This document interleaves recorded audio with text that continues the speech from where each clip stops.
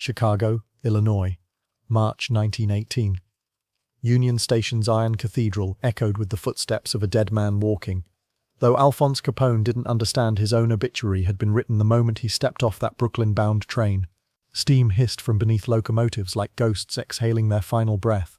And through that industrial fog emerged a 19-year-old exile who believed his criminal career had ended before it truly began. The world remembered Al Capone as Chicago's kingpin. But on the night that crown was forged, he was nothing more than a scarred refugee clutching a cardboard suitcase and Johnny Torrio's address scrawled on a piece of paper that felt heavier than gold. If you were alive in 1918, watching this broad-shouldered kid navigate Chicago's maze-like terminal with the lost expression of someone who had never been more than 10 miles from home, you would have sworn he wouldn't survive the week. Brooklyn had exiled him, New York had forgotten him, and Chicago had no reason to remember him. But what Alphonse Capone didn't know, standing in that cavernous station surrounded by travelers who had destinations while he only had desperation, was that America's dark throne sat empty that night, waiting for someone hungry enough to claim it and smart enough to keep it. The city that welcomed Al Capone operated according to a different mathematics than Brooklyn's tribal territories. A complex equation where politicians multiplied police protection by gangster tribute and divided the results among themselves with the precision of accountants balancing legitimate ledgers. Chicago's criminal ecosystem had evolved beyond the crude ethnic boundaries that defined New York's underworld, creating a sophisticated network where Irish ward bosses shook hands with Italian businessmen, while Polish cops looked the other way and German brewers supplied everyone with the raw materials for prosperity. The Prohibition movement was gaining momentum throughout the Midwest with the righteous fury of moral crusade, but smart criminals understood that legal restrictions created profitable opportunities for those willing to accept the risks of providing services that remained in demand regardless of their legality. Johnny Torrio had been building this network for years with the patient methodology of an engineer constructing a bridge, understanding that sustainable criminal enterprise required political protection, police cooperation, and public tolerance in carefully balanced proportions. The old ways of territorial warfare and ethnic revenge were giving way to business partnerships that transcended neighborhood loyalties, and Torrio needed lieutenants who understood both violence and diplomacy, men who could collect debts without creating wars and negotiate truces without appearing weak. What Capone didn't realize, walking through streets that smelled of coal smoke and possibility instead of Brooklyn's familiar mixture of garbage and desperation, was that three men were already tracking his movements through the city, measuring his potential value against his obvious vulnerabilities, and reporting their observations to employers who would decide his fate before he had even met his new boss. The first meeting between Al Capone and Johnny Torrio took place in the back office of a legitimate business that served as cover for operations that were anything but legal. A carefully choreographed encounter where both men evaluated each other with the careful attention that predators reserved for potential threats or valuable allies.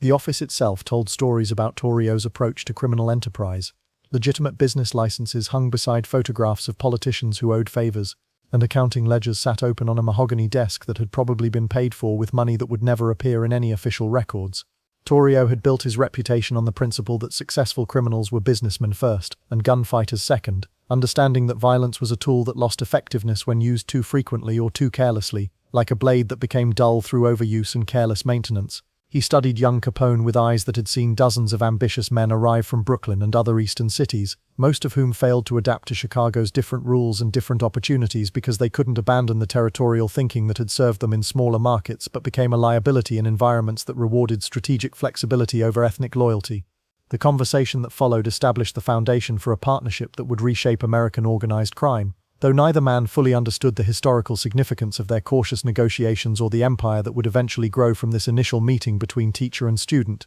Torrio explained that Chicago offered possibilities that didn't exist in New York's crowded criminal marketplace, opportunities for men who could think beyond neighborhood boundaries and ethnic loyalties to build enterprises that functioned like corporations rather than street gangs, with hierarchies based on competence rather than bloodline and territories defined by profit potential rather than cultural tradition. He described speakeasies that generated more revenue in a single month than most Brooklyn operations produced in an entire year, political relationships that extended protection across multiple jurisdictions, and business partnerships with legitimate enterprises that provided cover for activities that would otherwise attract unwanted attention from federal authorities. What Capone sensed but couldn't articulate was that Torrio wasn't just offering him employment but testing whether he possessed the intelligence and temperament necessary for leadership roles that would eventually control territory spanning multiple states and generate revenue that rivaled legitimate industries. The neighborhood thought the danger from his Brooklyn exile had passed, but it was only sleeping, waiting for Capone to prove himself worthy of the kind of enemies that came with real power and real responsibility. the kind of threats that transcended personal grudges to become business competitions with life and death stakes.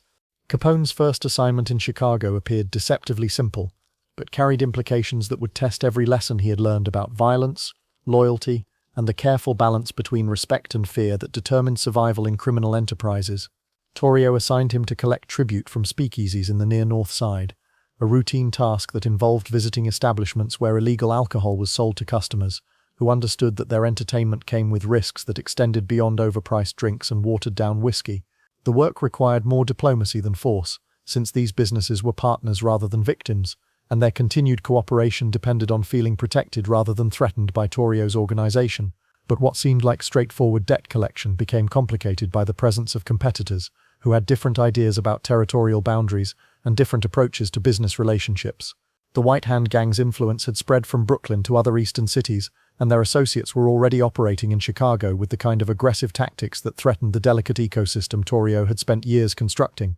More significantly, the Northside Gang had been watching Torrio's expansion with increasing concern, recognizing that his business model posed a fundamental threat to their own operations and their own survival in a marketplace that might not be large enough for multiple competing organizations. What Capone discovered during his first week of collections was that Chicago's criminal landscape was more complex and more dangerous than Brooklyn's straightforward ethnic territories, with alliances that shifted according to profit margins and revenge cycles that could span decades. The White Hand had already decided what his fate should be, though their Chicago associates were still developing the strategy and resources necessary to eliminate a target who had proven surprisingly difficult to kill. The first real threat to Capone's Chicago survival emerged not from obvious enemies, but from sources he had trusted,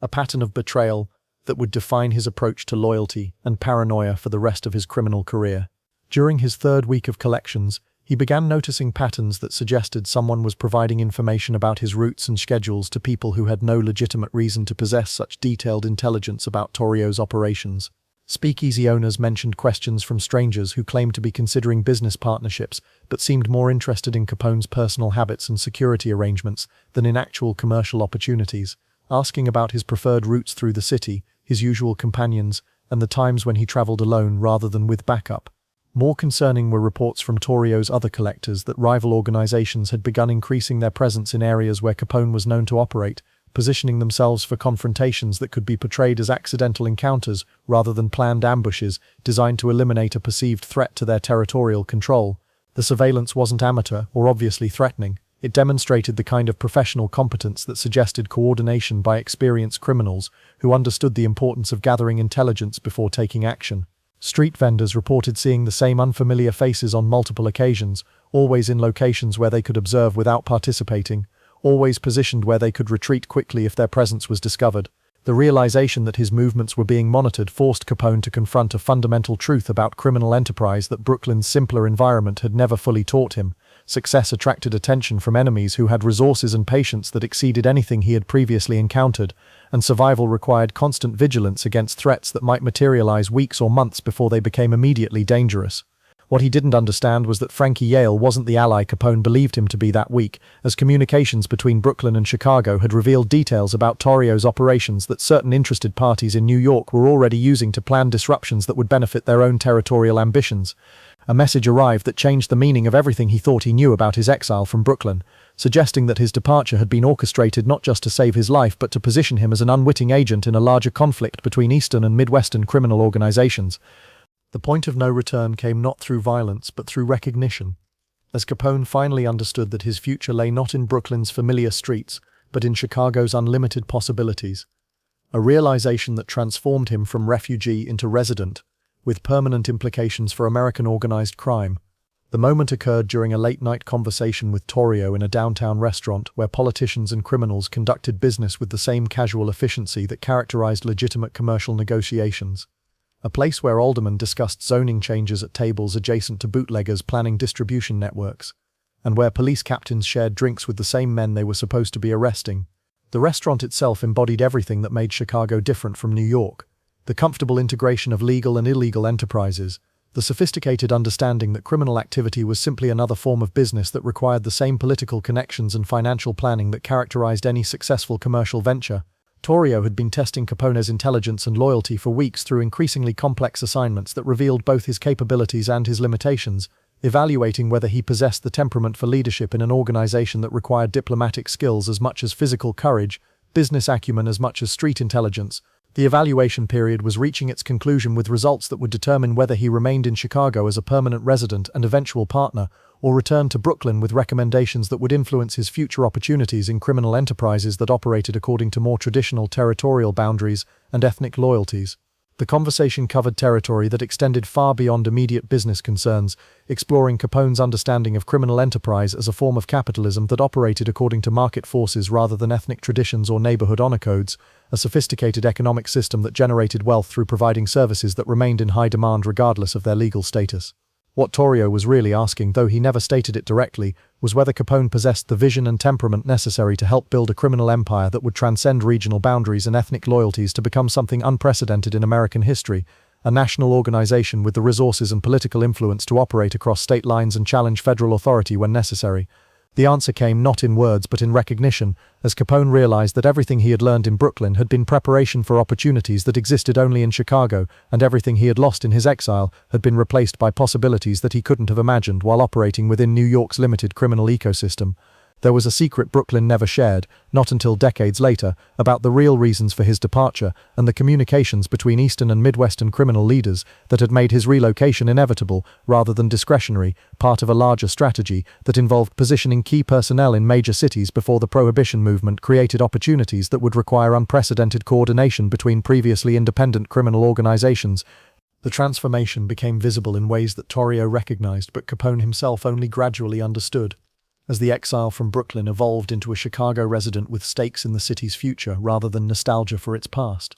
his approach to collections changed from the direct intimidation tactics he had learned in New York's simpler environment to more sophisticated methods that emphasized business relationships over purely coercive arrangements. Speakeasy owners began treating him as a partner rather than a threat, understanding that his protection offered genuine value in a marketplace where competing organizations used less diplomatic approaches to territorial control. More significantly, other criminals in Torrio's organization started deferring to his judgment on matters that extended beyond his official responsibilities, recognizing leadership qualities that had been suppressed in Brooklyn's rigid hierarchy but flourished in Chicago's more fluid environment. The change wasn't just professional but personal, as Capone began thinking of himself as someone who belonged in Chicago rather than someone who had been exiled from somewhere else, a psychological shift that influenced every aspect of his behavior and ambition. What he was becoming, though he wouldn't understand it for months, was exactly what Chicago's criminal ecosystem required: someone with enough experience to command respect, but enough youth to adapt to changing circumstances,